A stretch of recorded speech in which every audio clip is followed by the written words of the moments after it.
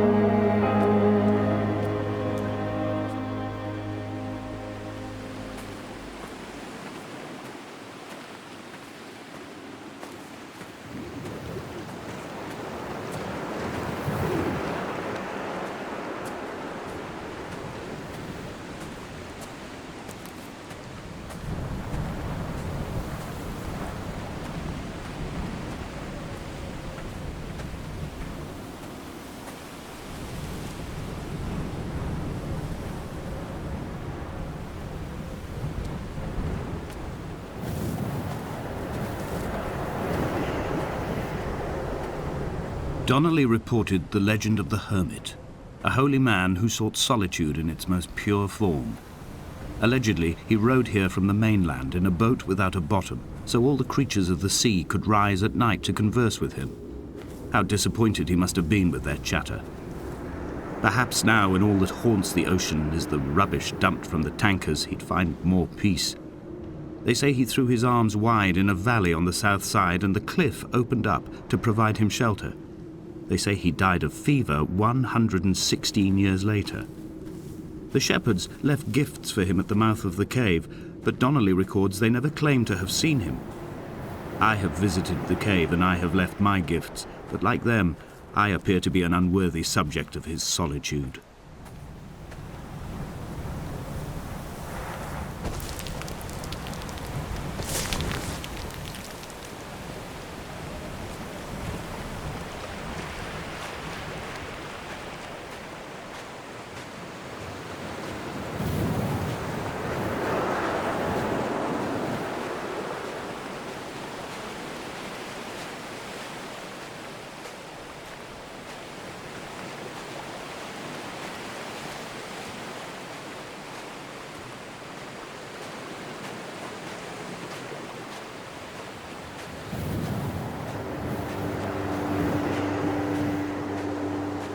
There was once talk of a wind farm out here, away from the rage and the intolerance of the masses. The sea, they said, is too rough for the turbines to stand. They clearly never came here to experience the becalming for themselves. Personally, I would have supported it. Turbines would be a fitting contemporary refuge for a hermit. The revolution and the permanence.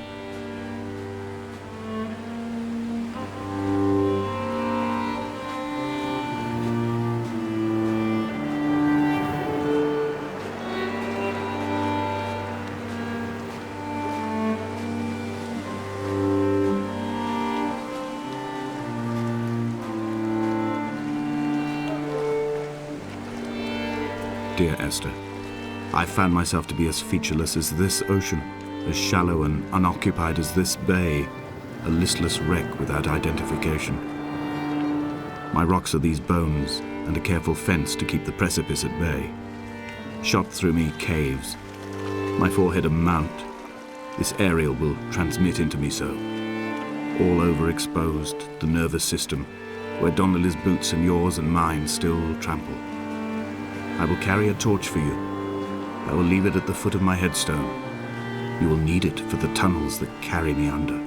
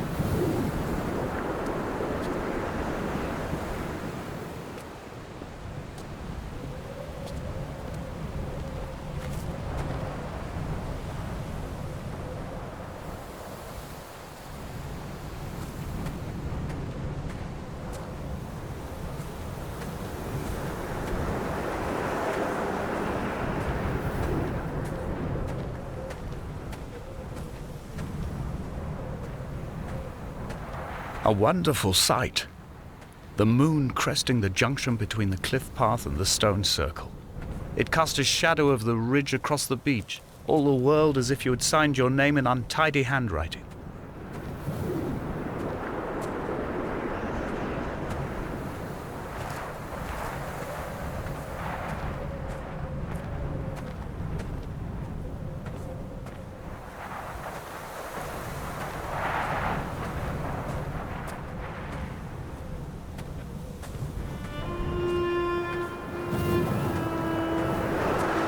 When someone had died or was dying, or was so ill they gave up what little hope they could sacrifice, they cut parallel lines into the cliff, exposing the white chalk beneath. You could see them from the mainland or the fishing boats, and know to send aid or impose a cordon of protection, and wait a generation until whatever pestilence stalked the cliff paths died along with its hosts.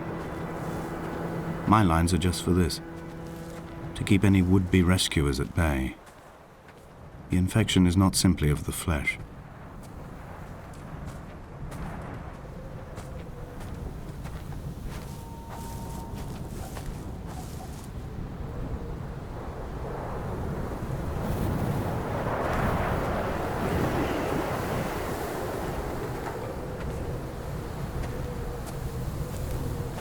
They were God-fearing people, those shepherds.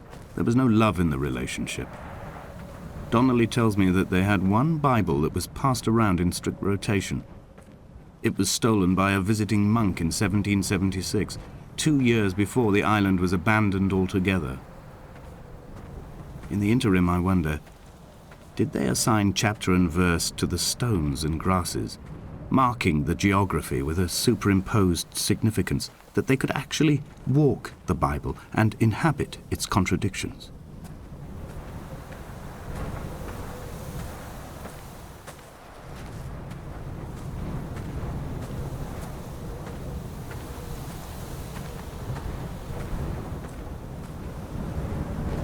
Dear Esther, I met Paul. I made my own little pilgrimage. My Damascus, a small semi-detached on the outskirts of Wolverhampton. We drank coffee in his kitchen and tried to connect to one another. Although he knew I hadn't come in search of an apology, reason or retribution, he still spiraled in panic, thrown high and lucid by his own dented bonnet. Responsibility had made him old. Like us, he'd already passed beyond any conceivable boundary of life. This hermit, this seer, this distant historian of bones and old bread, where did he vanish to? Why, asked the farmers, why, asked Jacobson, why bother with your visions at all, if you're just to throw your arms up at the cliff and let it close in behind you and seal you into the belly of the island, a museum shut to all but the most devoted?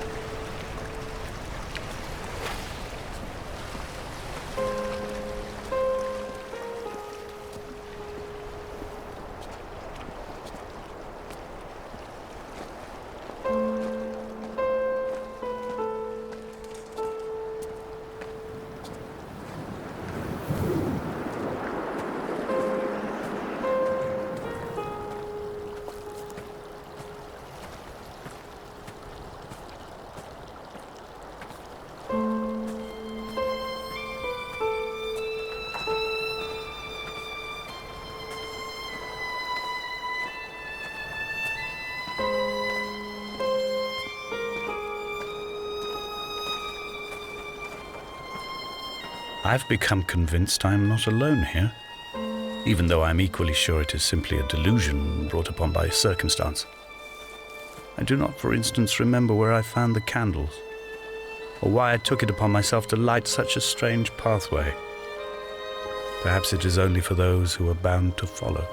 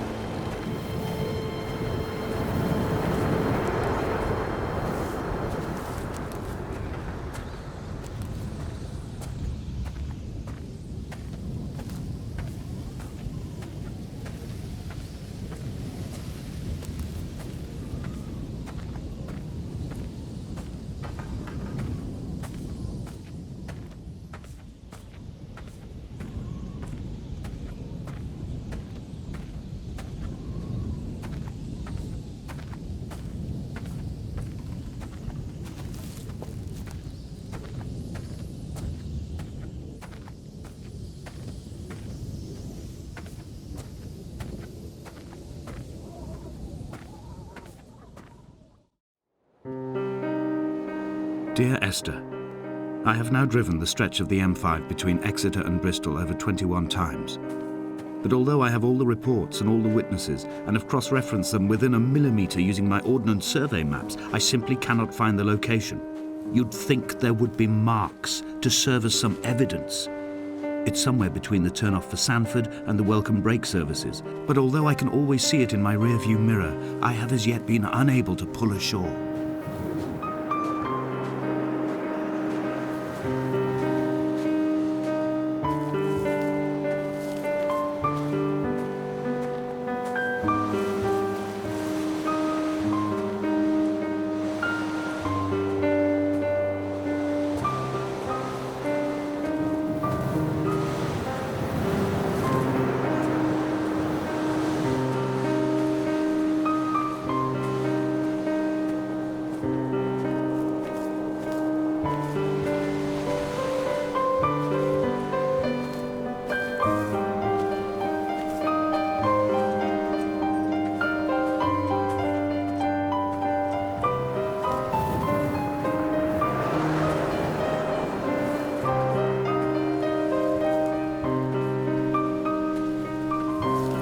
All night the boy has kept me lucid.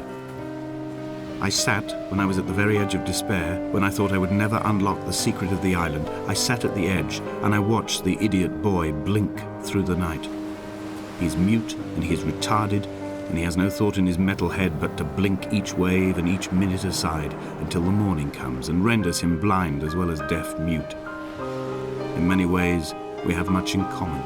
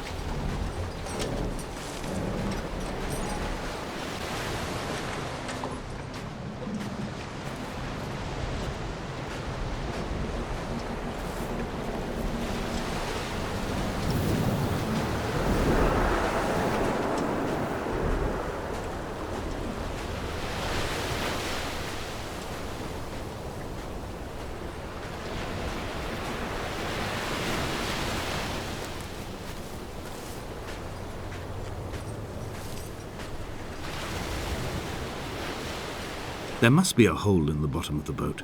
How else could new hermits have arrived?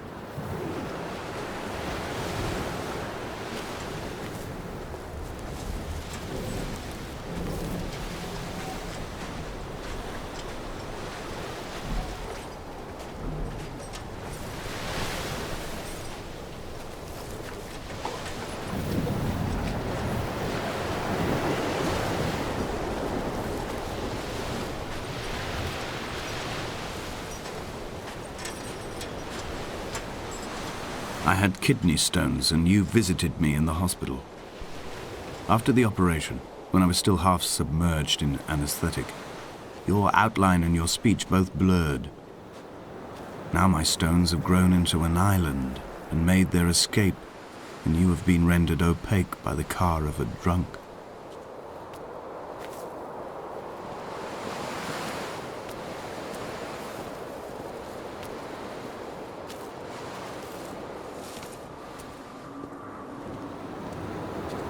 When I first looked into the shaft, I swear I felt the stones in my stomach shift in recognition.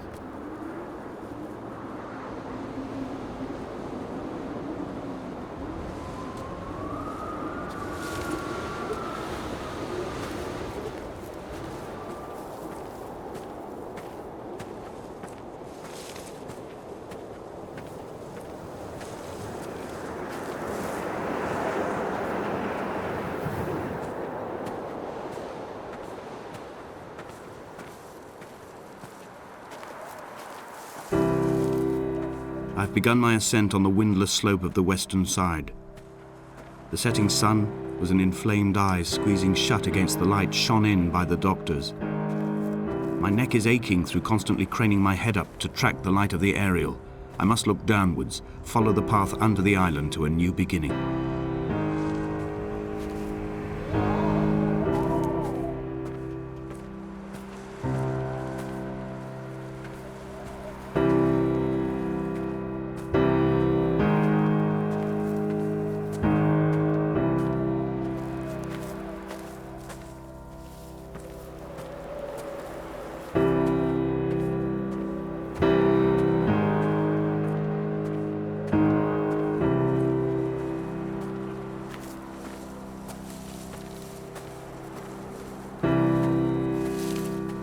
The bothy was constructed originally in the early 1700s. By then, shepherding had formalized into a career.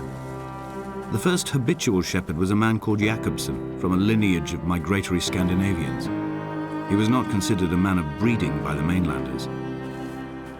He came here every summer whilst building the bothy, hoping eventually that becoming a man of property would secure him a wife and a lineage. Donnelly records that it did not work. He caught some disease from his malcontented goats and died 2 years after completing it. There was no one to carve white lines into the cliff for him either.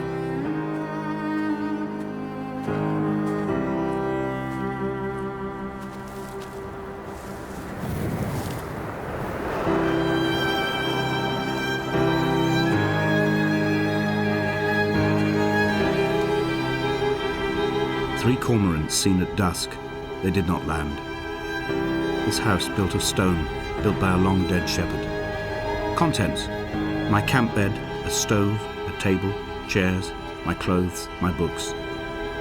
The caves that score out the belly of this island, leaving it famished. My limbs and belly famished. This skin, these organs, this failing eyesight. When the battery runs out in my torch, I will descend into the caves and follow only the phosphorescence home.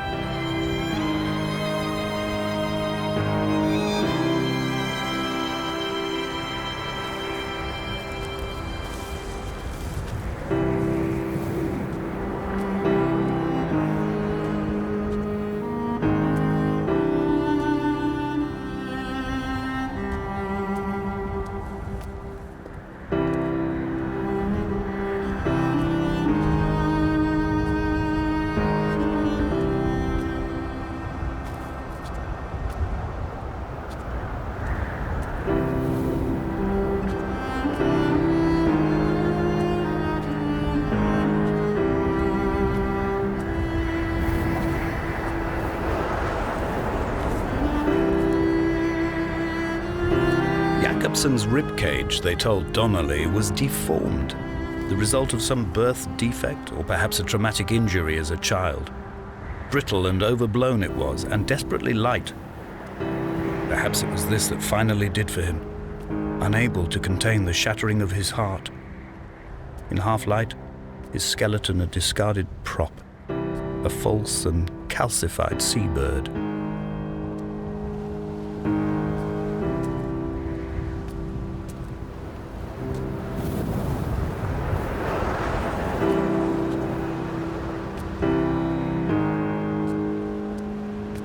They found Jakobsen in early spring. The thaw had only just come. Even though he'd been dead nearly 7 months, his body had been frozen right down to the nerves and had not even begun to decompose. His fingernails were raw and bitten to the quick. They found the phosphorescent moss that grows in the caves deep under the nails. Whatever he'd been doing under the island when his strength began to fail is lost. He'd struggled halfway up the cliff again, perhaps in a delirium, perhaps trying to reach the bothy's fire before curling into a stone and expiring.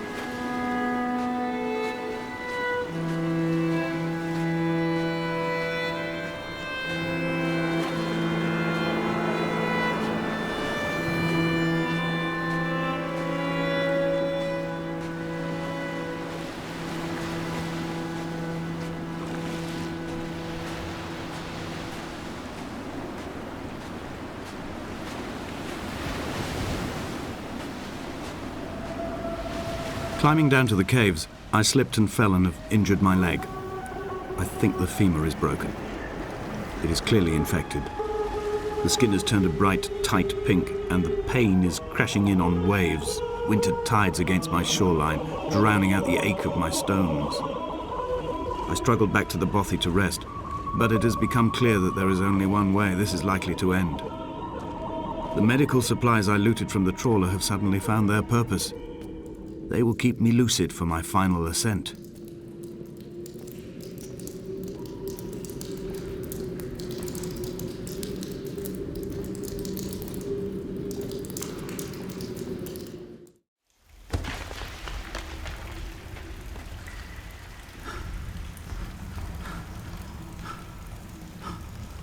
Donnelly did not pass through the caves. From here on in, his guidance, unreliable as it is gone from me.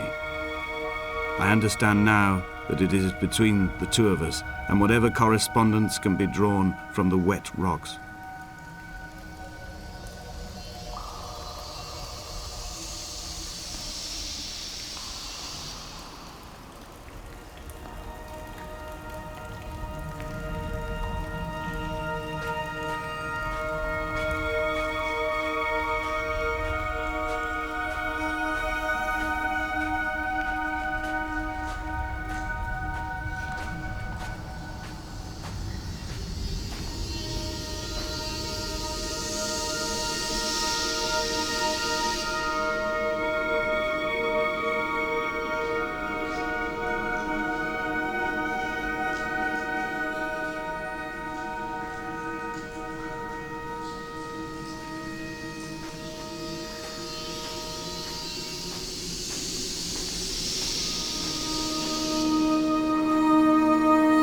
I first saw him sat by the side of the road. I was waiting for you to be cut out of the wreckage. The car looked like it had been dropped from a great height.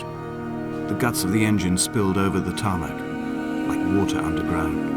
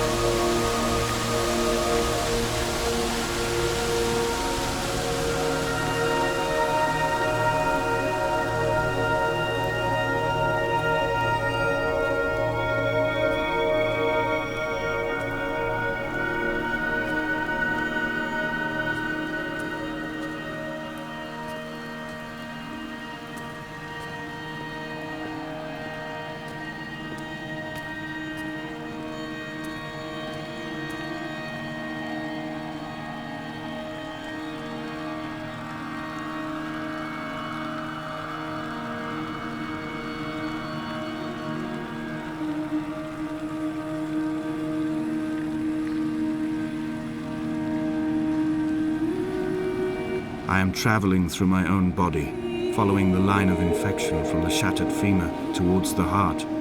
I swallow fistfuls of painkillers to stay lucid. In my delirium, I see the twin lights of the moon and the Ariel shining to me through the rocks.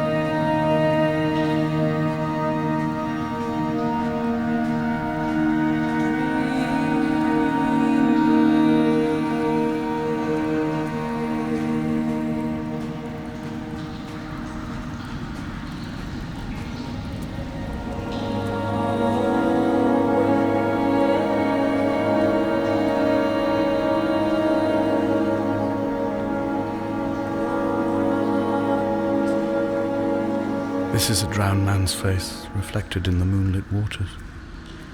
It can only be a dead shepherd who has come to drunk drive you home.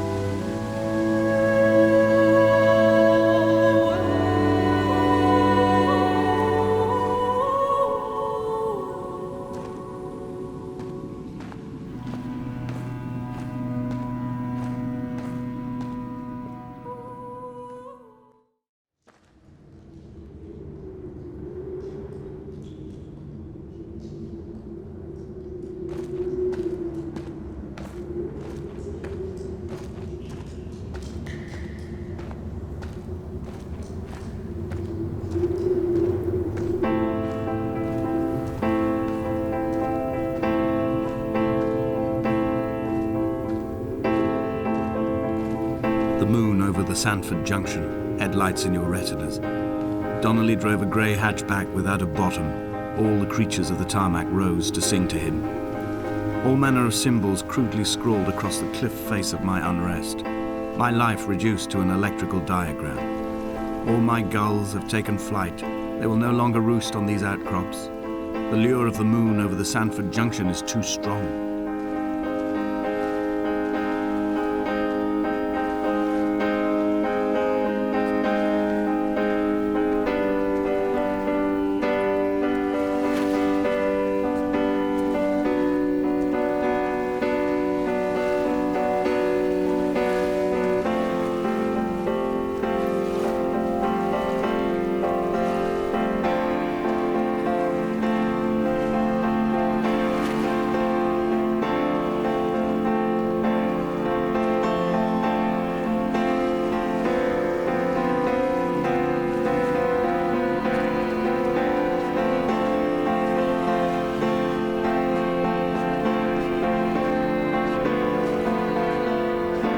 I returned home with a pocket full of stolen ash.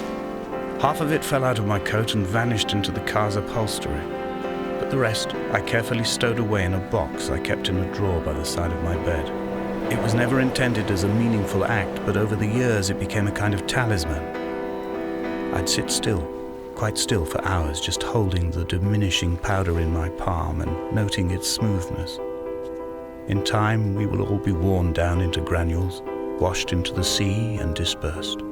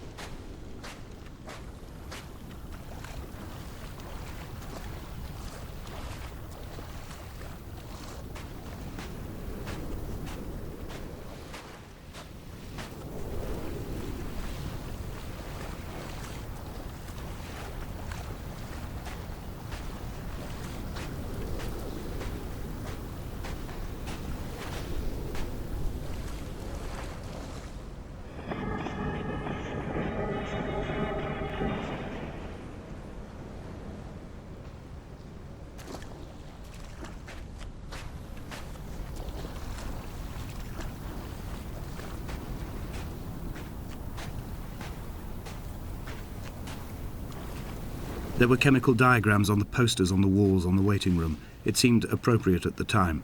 Still life abstractions of the processes which had already begun to break down your nerves and your muscles in the next room. I crammed diazepam as I once crammed for chemistry examinations. I am revising my options for a long and happy life.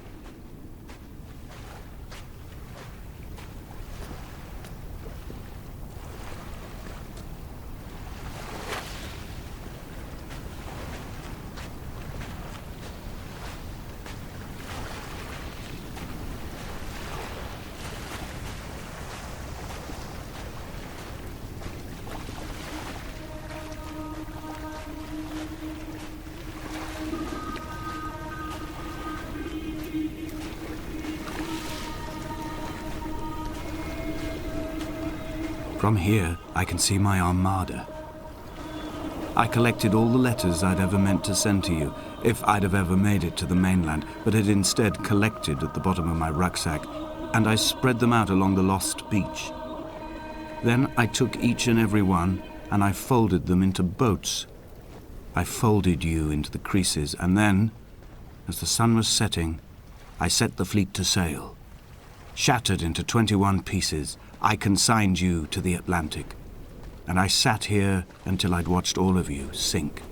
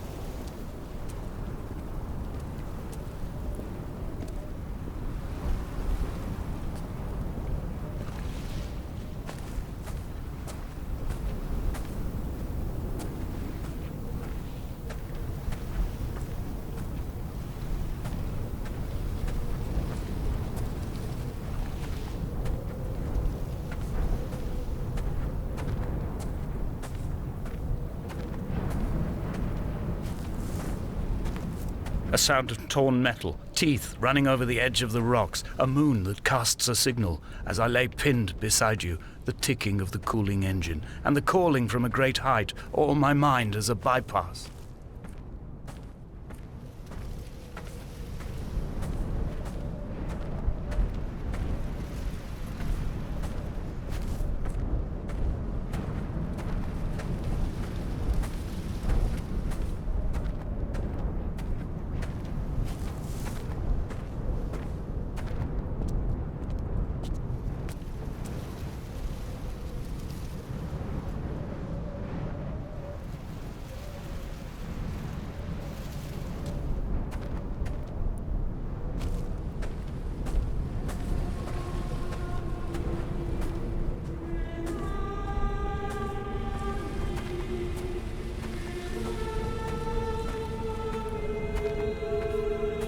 I've begun my voyage in a paper boat without a bottom.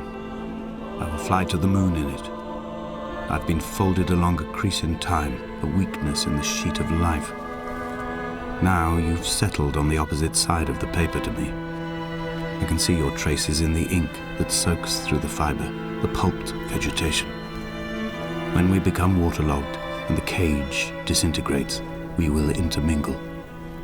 When this paper aeroplane leaves the cliff edge and carves parallel vapor trails in the dark, we will come together.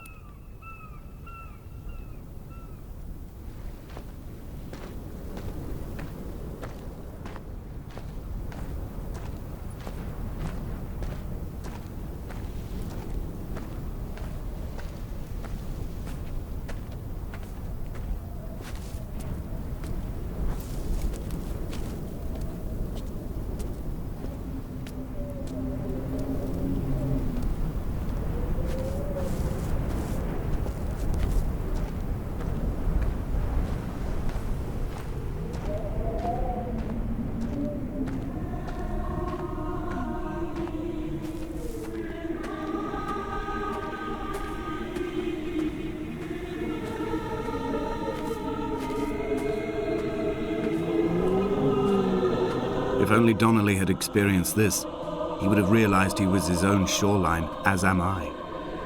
Just as I am becoming this island, so he became his syphilis, retreating into the burning synapses, the stones, the infection.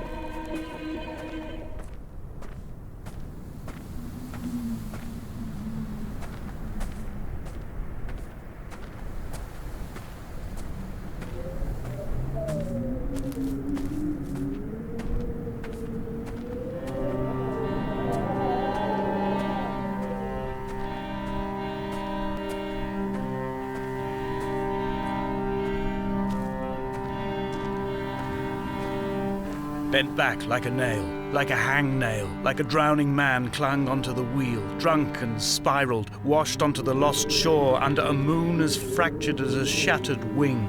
We cleave, we are flight and suspended, these wretched painkillers, this form inconstant. I will take flight, I will take flight.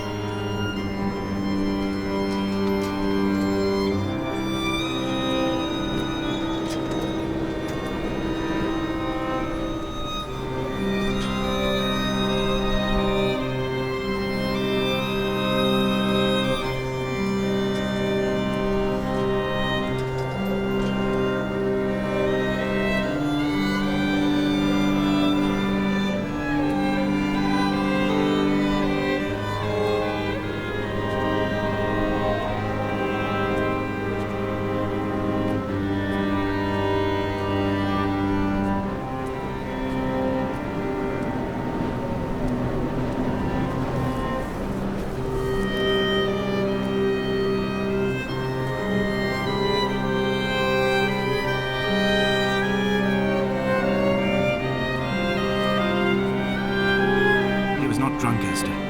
He was not drunk at all. He had not drunk with Donnelly or spat Jakobsen back at the sea.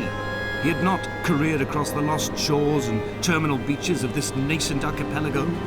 He did not intend his bonnet to be crumpled like a spent tissue by the impact. His windscreen was not star-studded all over like a map of the heavens.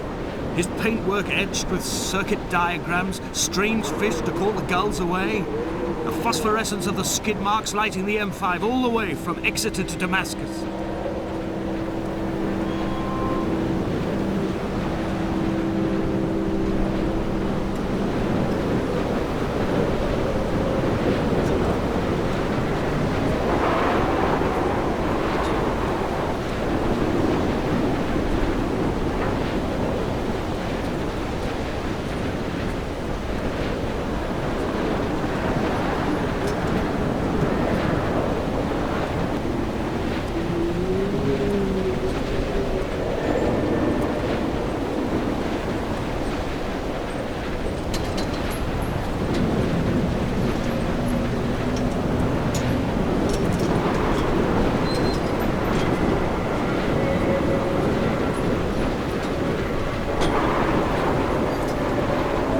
The Ariel.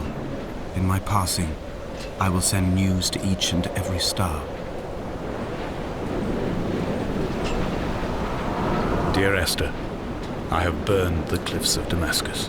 I have drunk deep of it. My heart is my leg and a black line etched on the paper all along this boat without a bottom. You are all the world like a nest to me. Eggs unbroken form like fossils, come together, send small black flowers to the air. From this infection, hope. From this island, flight. From this grief, love.